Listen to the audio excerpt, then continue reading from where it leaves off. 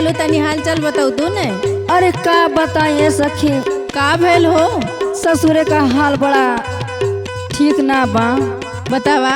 सुना, पहले पहले जब गईली गवनवा होठवा धोई के चूसे लाहो मोर बहलमुआ। पहले पहले जब अइली गवनवा होठवा धोई के चूसे लाहो मोर बहलमुआ। कमरिया धोई के सूते लाहो मोर बहलमुआ।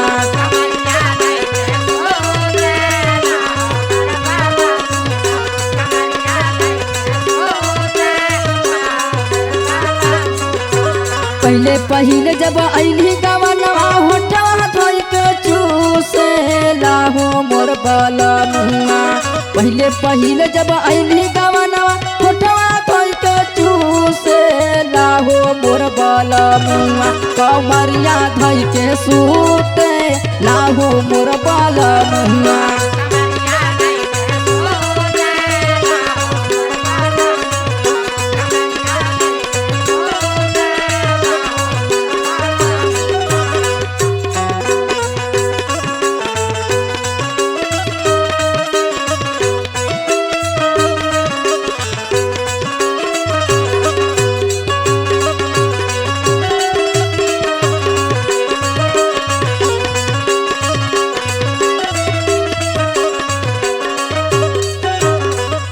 और सुनाओ हमारे संगे का करला। का भेल हो? आधी रतिया होते ऊ हम के जगावेला।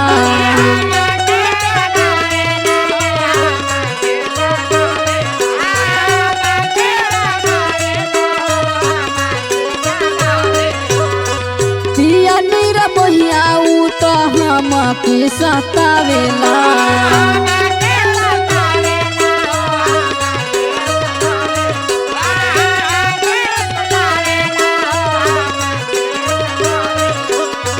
आधी रतिया होते ऊ हम के जगावेला। पिया नीरा बहिया ऊ तो हम के सतावेला। जब कुछो बोली तो लागे हमारा से रूठे अरे मोर बहलमुआ। कमरिया धई के सूते अरे मोर बहलमुआ।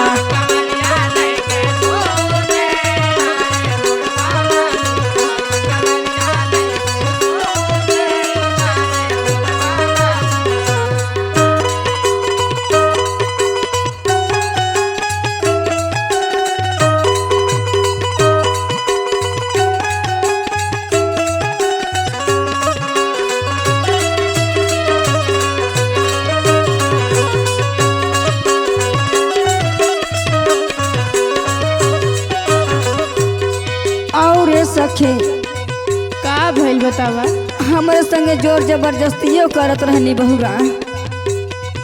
सुना, सुनावा। करे बल जोरी ऊ तो हमारा से साखिया।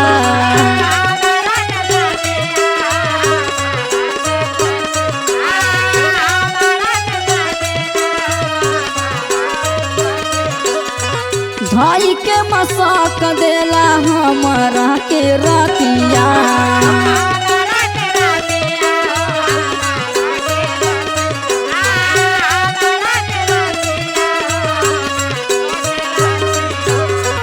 करे बल जोरी ऊ तो हमारा से सखिया। भाई के मसाक देला हमारा के रतिया। गुड्डू लहरी आनू से कहा हमारा से पूछे लाहो मोर बहलमुआ। कमरिया धई के सूते लाहो मोर बहलमुआ।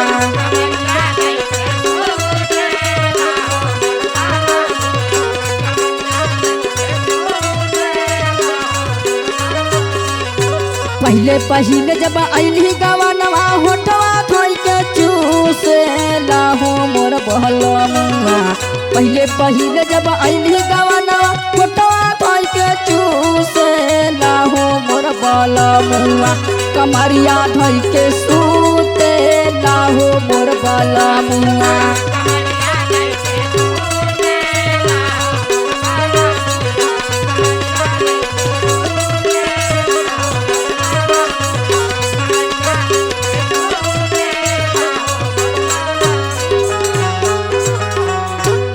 देखो सखी पहला पहला गली है हाल हमार कैले रहल हो।